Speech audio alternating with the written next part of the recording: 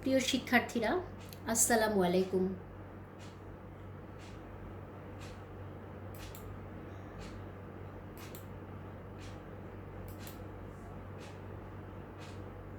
তোমাদেরকে সাংগঠনিক আচরণ ক্লাসে স্বাগতম জানাচ্ছি।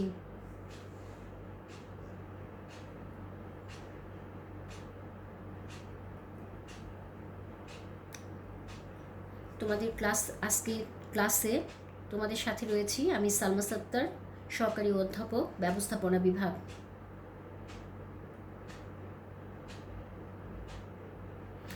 আজকের বিষয় সাংগঠনিক দ্বন্দ্ব চ্যাপ্টার থেকে তোমাদেরকে পড়াবো আন্তঃস্থ দলীয় দ্বন্দ্ব নিরসনের পদ্ধতি। সাংগঠনিক দ্বন্দ্ব চ্যাপ্টারের আন্তঃস্থ দলীয় দ্বন্দ্ব নিরসন পদ্ধতি বা উপায়গুলো।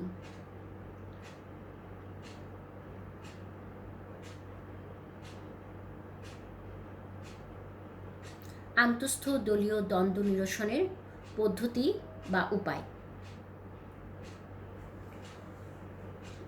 অন্তঃস্থ ব্যক্তিক ও আন্তঃস্থ ব্যক্তিক দ্বন্দ্ব নিরসনের পদ্ধতিসমূহ আন্তঃস্থ দলীয় দ্বন্দ্ব নিরসনেও ব্যবহার করা হয়। আমরা যে দেখে আসছি তার আগের ক্লাসে অন্তঃস্থ ব্যক্তিক দ্বন্দ্ব এবং আন্তঃস্থ ব্যক্তিক দ্বন্দ্ব, এই দুইটা দ্বন্দ্ব যেই পদ্ধতির মাধ্যমে নিরসন করা যায়, আন্তঃস্থ দলীয় দ্বন্দ্ব একইভাবে নিরসন করা যায়।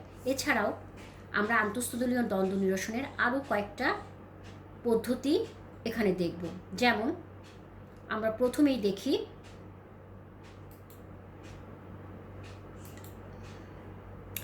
মুখোমুখি আলোচনা। ঠিক আছে, মুখোমুখি আলোচনা দেখতে পাই। মুখোমুখি আলোচনা আন্তঃস্থ দলীয় দ্বন্দ্ব নিরসনের একটি অত্যন্ত কার্যকরী পদ্ধতি।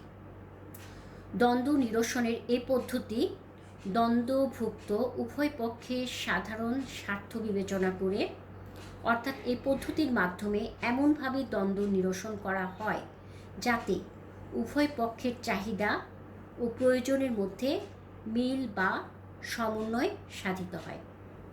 ঠিক আছে, আমরা এখানে কি দেখলাম? এই পদ্ধতির মাধ্যমে এমনভাবে দ্বন্দ্ব নিরসন হয় যাতে উভয় পক্ষের চাহিদা ও প্রয়োজনের মধ্যে মিল বা সমন্বয় সাধন, মোট কথায় সমন্বয় সাধন করা হয়।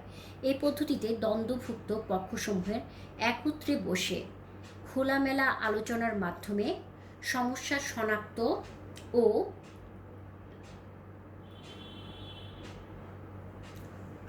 শনাক্ত ও চিহ্নিত করে উভয় নিকট গ্রহণযোগ্য একটা সমাধান খুঁজে বের করার চেষ্টা করা হয়। এই পদ্ধতি তুলনামূলক সহজ ও দ্বন্দ্বের প্রথম পর্যায়ে তা অধিক কার্যকর। এখানে আমরা ছবিতে দেখতে পাচ্ছি, দেখো সবাই বসে আলাপ আলোচনা করার মাধ্যমে এখানে কি করছে? সমাধান করার চেষ্টা করছে ব্যাপারটা। আর সেই ক্ষেত্রে আমরা দেখতে পাই যে এখানে উভয় পক্ষই সমন্বয়ের মাধ্যমে সমন্বয় সাধনের মাধ্যমে একটা গ্রহণযোগ্য সমাধান খুঁজে বের করার চেষ্টা করছে। তাহলে এখানে আমরা দেখলাম পয়েন্টটা কি? খোলাখুলি বা আলোচনা। তারপরে আমরা দেখি 2 নম্বর পয়েন্টে সাংগঠনিক পুনর্বিন্যাস। সাংগঠনিক কাঠামোর পরিবর্তন দ্বন্দ্ব নিরসনের আরেকটি কার্যকর পদ্ধতি। কি? সাংগঠনিক পুনর্বিন্যাস। বিশেষ করে যে সকল দ্বন্দ্ব বিভিন্ন বিভাগ বা শাখার কার্যক্রমের মধ্যে আন্তঃস্থ নির্ভরশীলতা ও যথাযথ সমন্বয় সাধনের সমস্যা থেকে সৃষ্ট হয়, সে সকল দ্বন্দ্ব নিরসনে এই পদ্ধতি সর্বাধিক কার্যকর বলে বিবেচিত হয়। এই পদ্ধতির মূল কথা হলো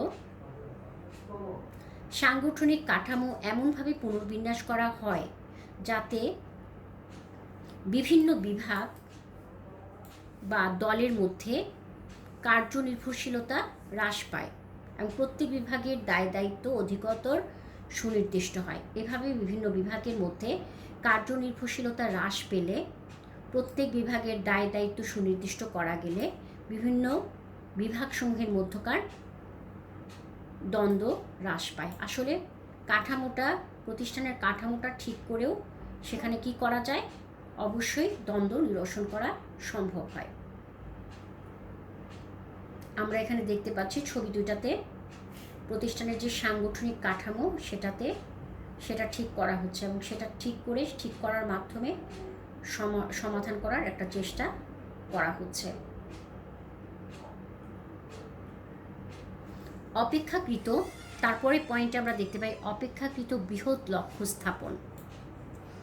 দলীয় বা বিভাগীয় লক্ষ্যমালা অপেক্ষা সংগঠনের জন্য কোনো বৃহৎ লক্ষ্য স্থাপন করেও আন্তঃদলীয় দ্বন্দ্ব নিরসন করা যায়। দুটি দল বা বিভাগের লক্ষ্য দুরকম হলে তাদের মধ্যে লক্ষ্য বা দ্বন্দ্ব সৃষ্টি হতে পারে। তবে ওই দ্বন্দ্বভুক্ত ওই দুটি বিভাগের জন্য যদি একটি সাধারণ লক্ষ্য স্থাপন করা যায়, মানে দুই বিভাগের জন্য যদি একটা সাধারণ লক্ষ্য স্থাপন করা যায়, তবে ওই সাধারণ লক্ষ্য অর্জনে দল দুটি সম্মিলিতভাবে কার্য সম্পাদন করবে। ফলে তাদের মধ্যে যে দ্বন্দ্ব দেখা দিয়েছিল সেটা আর থাকবে না। ধরা যাক সংগঠনের উৎপাদন ও বিক্রয় বিভাগের লক্ষ্য হলো ব্যয় হ্রাস করে প্রতিষ্ঠানের সুনাম বৃদ্ধি করা। অন্যদিকে শ্রমিক কল্যাণ বিভাগের লক্ষ্য হলো কর্মীদের সুযোগ সুবিধা বৃদ্ধি করা।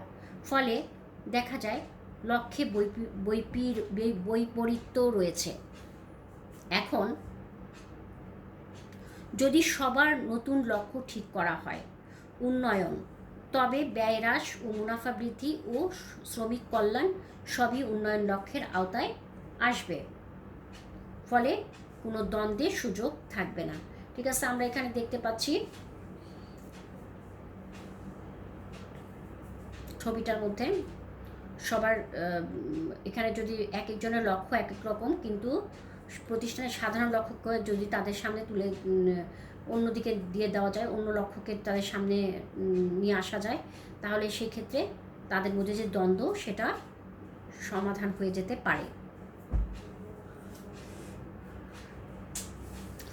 সম্পদের পরিমাণ বৃদ্ধি। সংগঠন যদি প্রয়োজনীয় সম্পদের দুষ্প্রাপ্যতার কারণে বিভিন্ন বিভাগ ও দলের মধ্যে দ্বন্দ্ব দেখা দেয়, তবে প্রয়োজনীয় সম্পদের সরবরাহ বৃদ্ধি করে সৃষ্ট দ্বন্দ্ব দূর করা যায়। আমরা দেখতে পাচ্ছি যে কোনো প্রতিষ্ঠানে যদি সম্পদের পরিমাণ কম থাকে, তাহলে সেখানে সম্পদের পরিমাণ বাড়িয়েও কিন্তু দ্বন্দ্ব দূর করা যায়। ধরা যাক কোনো বিভাগের বাজেট বরাদ্দ বেশি দেয়া হলে অন্য বিভাগ আপত্তি তোলে, ফলে বিভাগসমূহের মধ্যে দ্বন্দ্ব দেখা দেয়। আবার সংগঠনে কোনো একজনের পদের উন্নয়ন ঘটানো হলে অন্যান্যরা তাদের পদবি উন্নয়নের দাবি করে এবং দ্বন্দ্বে লিপ্ত হয়। তাই যেখানে সম্পদের বা সুযোগ সুবিধার ঘাটতি রয়েছে, সেখানে প্রয়োজনীয় সম্পদ ও সুযোগ সুবিধায় বরাদ্দ বৃদ্ধি করে দ্বন্দ্বের নিরসন করা যায়। আমরা এখানে দেখতে পাচ্ছি সম্পদের বৃদ্ধি করে সেখানে কি করতে পারে, দ্বন্দ্ব নিরসন করতে পারে।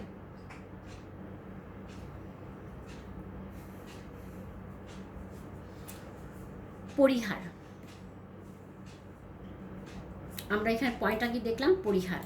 দ্বন্দ্বের কারণ তুচ্ছ বা সামান্য হলে তা পরিহার বা এড়িয়ে যাওয়াই শ্রেয়। পরিহারের ক্ষেত্রে উভয় পক্ষ বা যে কোনো একটি পক্ষ বিরোধ থেকে নিজেদের প্রত্যাহার করে এবং নিজেদের দাবি আড়াল করে রাখে। ফলে দ্বন্দ্ব বা বিরোধ রহিত হয় এবং পক্ষগুলোর দ্বান্দ্বিক আচরণ হ্রাস পায়।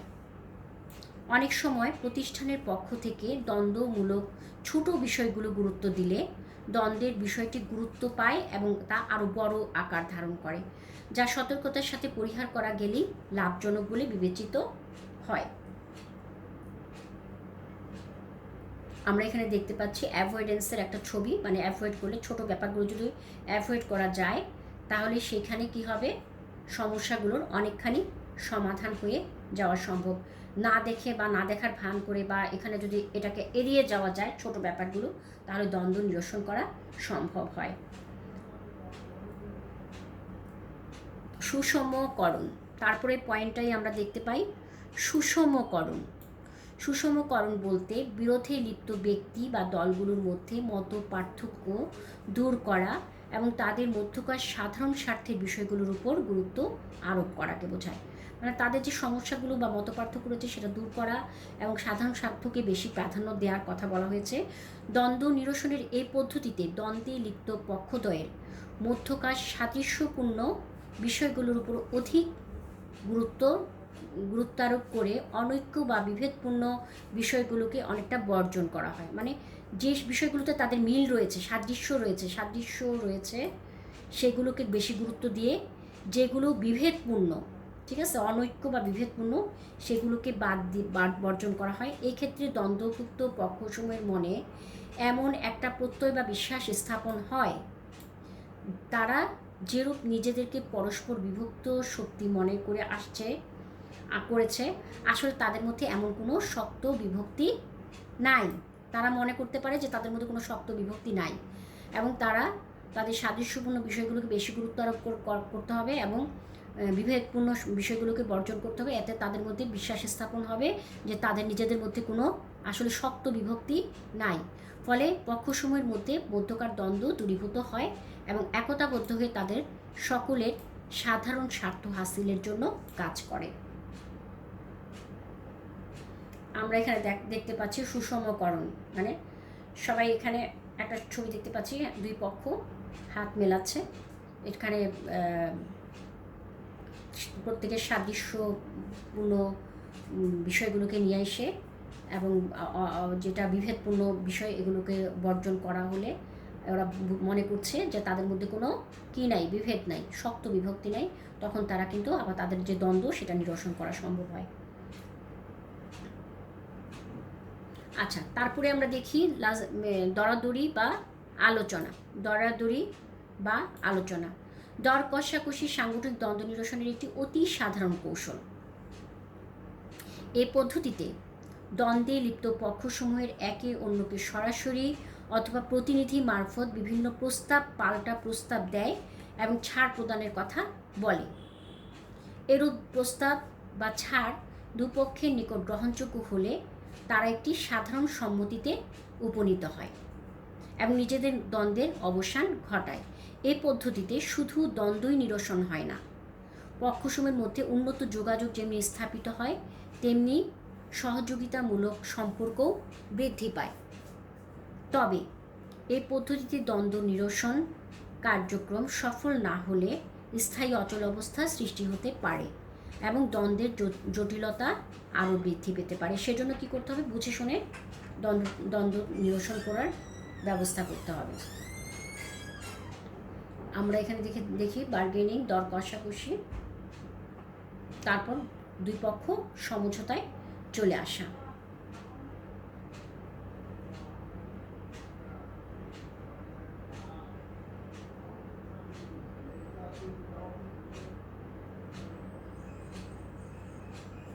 তারপর আমরা লাস্ট পয়েন্ট দেখতে পাই বল প্রয়োগ। বল প্রয়োগ বলতে দ্বন্দ্বে জয়লাভ করার জন্য এক পক্ষ কর্তৃক অন্য পক্ষের উপর ক্ষমতা বা কর্তৃত্ব প্রয়োগের কৌশলকে বোঝায়। আবার বলছি, বল প্রয়োগ বলতে দ্বন্দ্বে জয়লাভ করার জন্য এক পক্ষ কর্তৃক অন্য পক্ষের উপর ক্ষমতা বা কর্তৃত্ব প্রয়োগের কৌশলকে বোঝায়। এই পদ্ধতিতে দলভুক্ত অপেক্ষাকৃত সরল অন্য পক্ষের উপর আক্রমণ এবং আধিপত্য বিস্তার করে অনৈতিকভাবে নিজের স্বার্থ হাসিল করে। আমরা দেখি যে দ্বন্দ্বভুক্ত যে দুইটা পক্ষ রয়েছে তার মধ্যে যেই পক্ষ সরল তার উপর অন্য পক্ষ আক্রমণ করে বা আধিপত্য বিস্তার করার চেষ্টা করে অনৈতিকভাবে, নিজেদের স্বার্থ উদ্ধারের জন্য, নিজেদের স্বার্থ হাসিল করার জন্য। অনৈতিকভাবে কিভাবে? অনৈতিকভাবে তাদের উপর আক্রমণ করে। এক্ষেত্রে বিরোধ পক্ষের শক্তিশালী কাউকে স্বার্থ দিয়ে বা ভয় দেখিয়ে দলে টানা হয়। অনেক সময় কি করে, তারা বিরোধ পক্ষের শক্তিশালী কাউকে স্বার্থ দিয়ে, সুযোগ সুবিধা দিয়ে বা কোনো স্বার্থ দিয়ে অথবা ভয় দেখিয়ে তাদেরকে দলে টানা হয়। ক্ষেত্র বিশেষে অধিক ক্ষমতাবান কোনো পক্ষে এনে প্রতিপক্ষের উপর চাপ সৃষ্টির কৌশল গ্রহণ করা হয়। ফলে প্রতিপক্ষ দ্বন্দ্ব থেকে সরে যায়। এখানে অধিক আমরা এটা, যদিও এটা অন্যায়ভাবে বল প্রয়োগ করাটাকে, এটাকে আমরা কখনো সাপোর্ট করি না। আমরা সাংগঠনিক আচরণ ব্যবস্থাপনা আর আমরা যারা রয়েছে, আমরা সবসময় বলি এটা একটা খারাপ বল প্রয়োগের মাধ্যমে করা ঠিক নয়। এটা একটা নেগেটিভ অ্যাটিটিউড, এবং এর মাধ্যমে করলে আসলে এটা বেটার হয় না, ভালো হয় না। যার জন্য তারপরেও দেখা যায় এই পদ্ধতিতে অনেক সময় করা হয়। আমরা এখানে যে ছবি দেখতে পাচ্ছি, ফোর্সিং, দেখো বল প্রয়োগ। এখানে বল প্রয়োগের জন্য আমরা একটা ছবিটা দিয়েছি যে একজন মানুষকে জোরের বশবর্তী হয়ে প্রেশারাইজ করে, বল প্রয়োগ করে, ফোর্স করে তাকে করতে বলা হচ্ছে। তাহলে এটা আসলে একটা নেগেটিভ সাইড সাংগঠনিক আচরণে। এভাবে আমরা কেউ চাই না যেভাবে বল প্রয়োগ করে কি কোনো পক্ষকে তার অধীনে নিয়ে আসা হোক।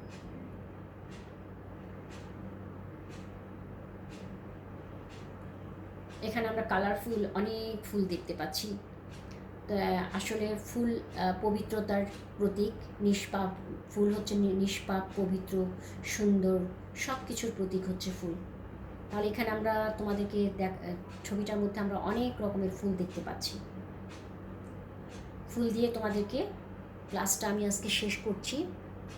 তোমরা অবশ্যই বাসায় ক্লাসটা কি করবে, আজকে যে টপিকসটা পড়ালাম সেটা পড়বে, আত্মস্থ করবে এবং পড়াশোনার সাথে সংশ্লিষ্ট থাকবে, সাবধানে থাকবে, বাসা থেকে বের হবে না, এবং বাসায় বসে তোমরা সাবজেক্টটি পড়াশোনা করবে।